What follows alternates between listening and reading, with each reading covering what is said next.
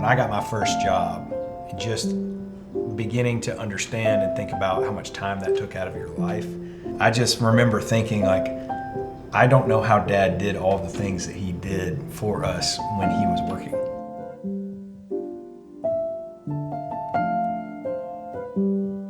Like, one of the things I remember Dad doing that I never saw anybody else's dad do was when he would come to he came to all of our elementary classrooms and taught the class for like a day about something about engineering or something about history. He did a thing on World War II, he did a thing on weather.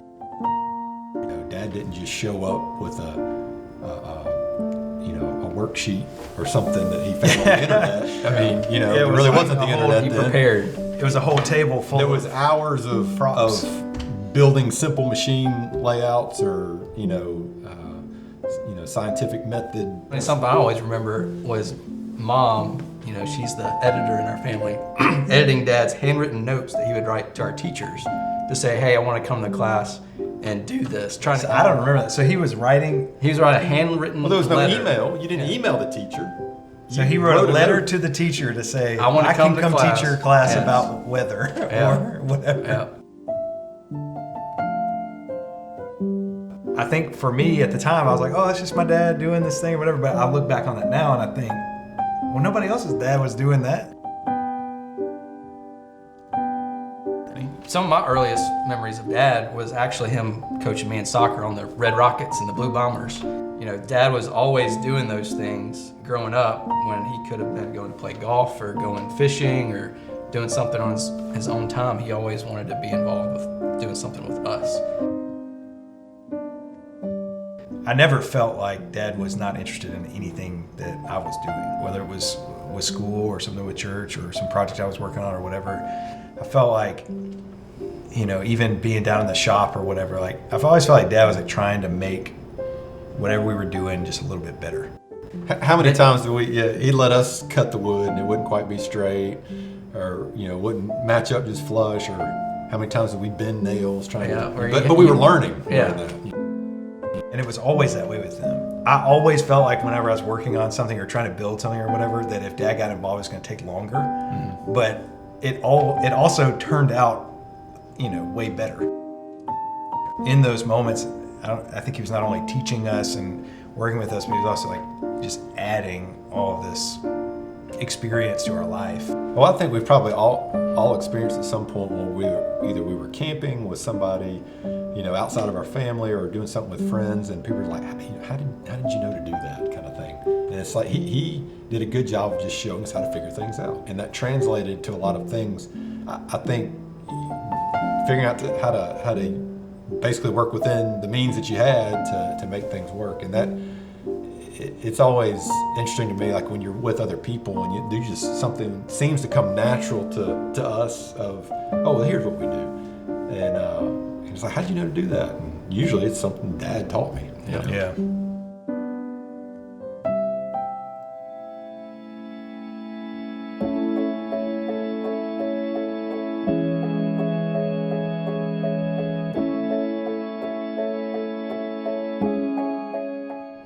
Well, I think, anytime we went to the office with Dad or, around people that knew him professionally, you could just immediately tell he was very well respected at work. And Dad has always shown us how to treat people and how to respect others by the way he works and the way he shows integrity, and he doesn't do things halfway.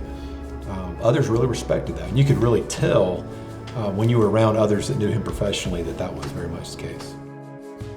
There's a lot to be said about that kind of integrity that says, I'm not going to do anything halfway or enough to get by. Like, it was always the best that he could do. It was always done to the best of his ability. And that takes investment, and that takes time, and it takes patience. And, I think that probably made an impact on all of us. I know it made an impact on me.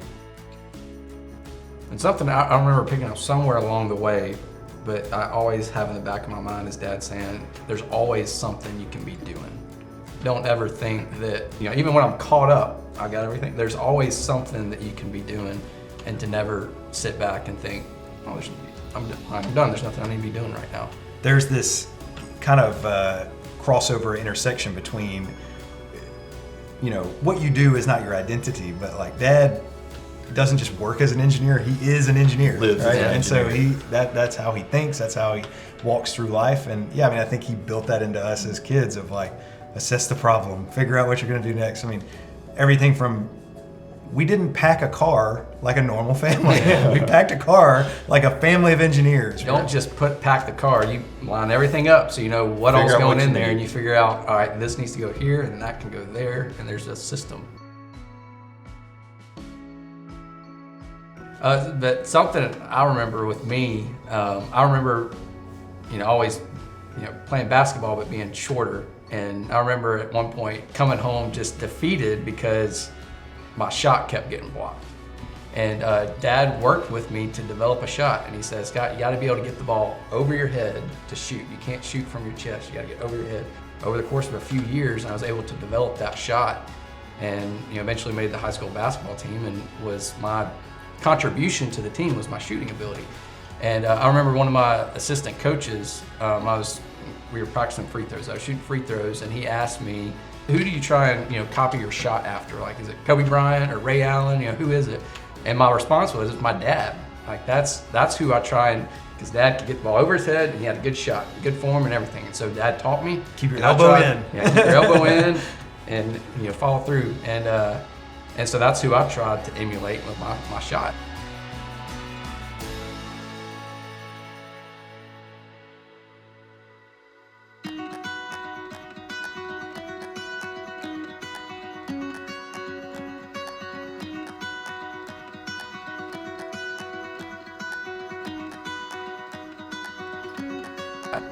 I really remember too, you know, outside of that, him taking us in the flat bottom John boat to International Park Lake at BE Cave.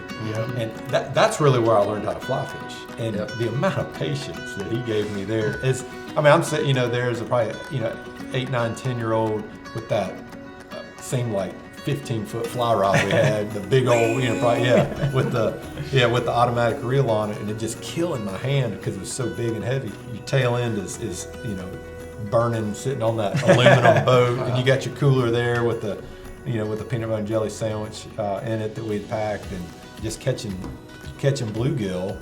And even back before then, I don't know if you remember fishing in the lake in Indian Valley. Yeah, Indian Valley too. Where Dad would get up and take us fishing before school.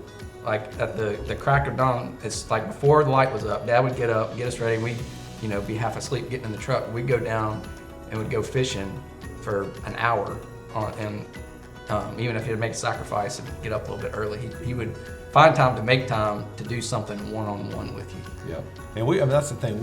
Dad was building his relationship with us during that. Like, I mean, I don't know. I can't remember necessarily what we talked about. We might not even talk about anything, you know, sitting in that boat. But just being together with him, I know had a big impact on me. Well, that's what I think.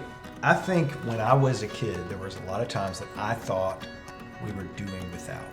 I really think what Mom and Dad were trying to teach us was not how to do without, but they were trying to show us and teach us how to appreciate, you know, the little things and appreciate enough. What's important in that is like, you're sitting there, I'm sitting here with 1.5 feet between us, and we're together. Yeah. And we're talking about life, and you're baiting my hook, and I'm hooking you in the back, and we're making memories. We're doing like learning to appreciate enough. I think that was something that I didn't realize until a lot later. We traveled a lot.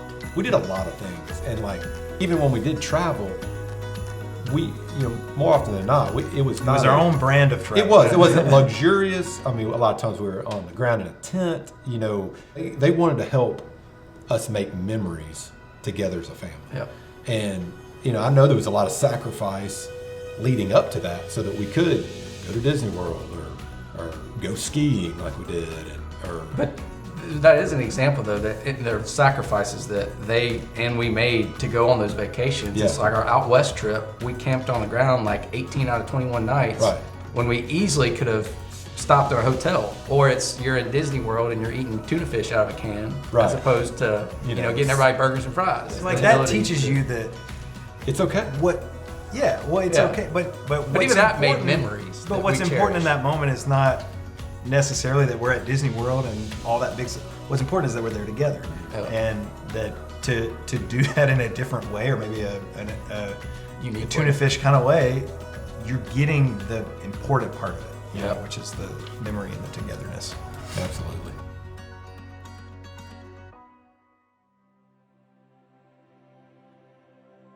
And specifically for me, like the memories that I have in talking to Dad about God are specific conversations where I remember Dad telling me and relating to me things that he felt like God had spoken to him.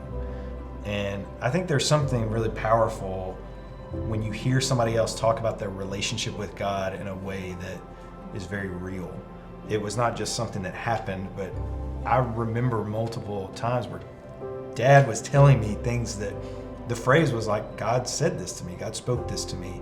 Whether it was, I'm really worried about something, or we were both worried about something. There were conversations where he's like, God told me it's going to be okay.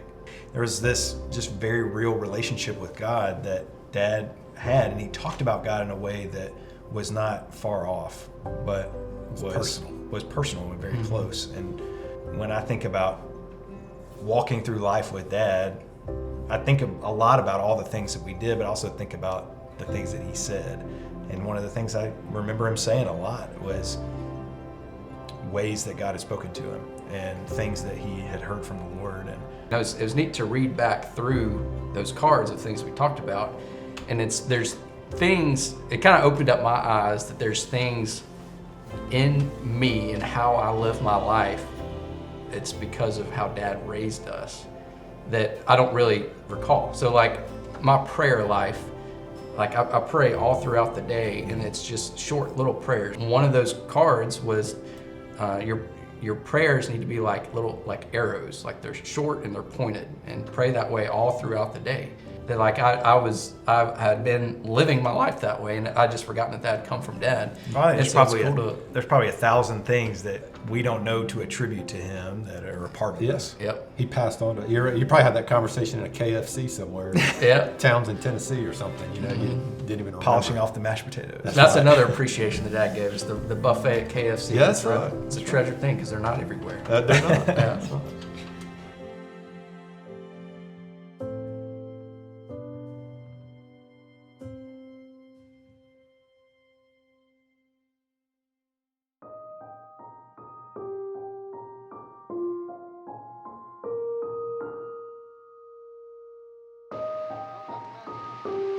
Hey, Brian. How you doing, bud? Hi, Dad. Let's see you touch your toes.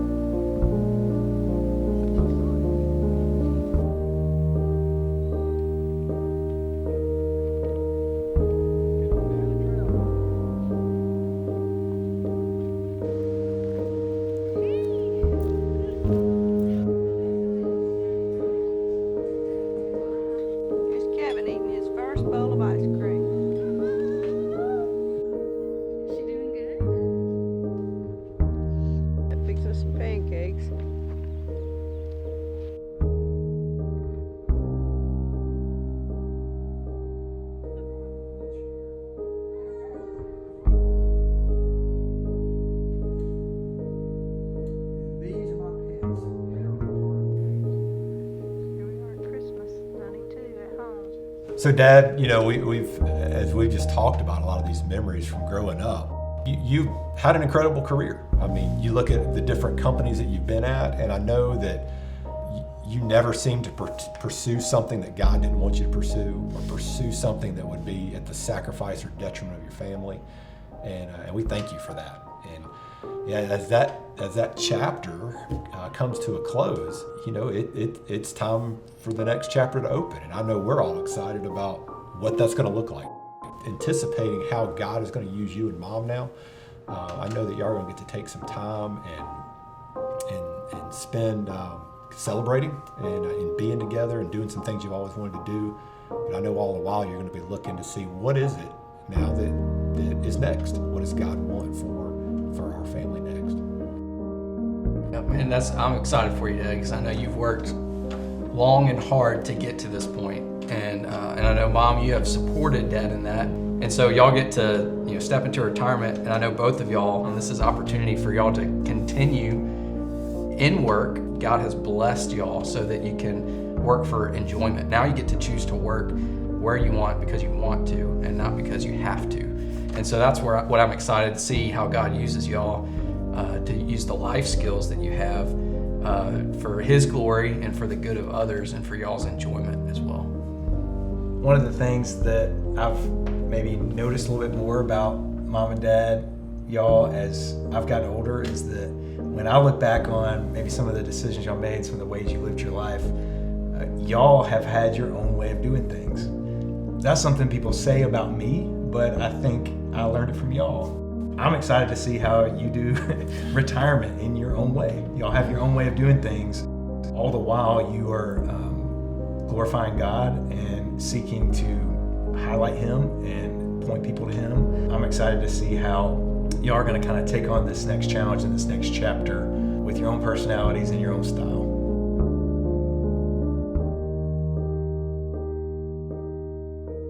Well, Mom and Dad, we love you.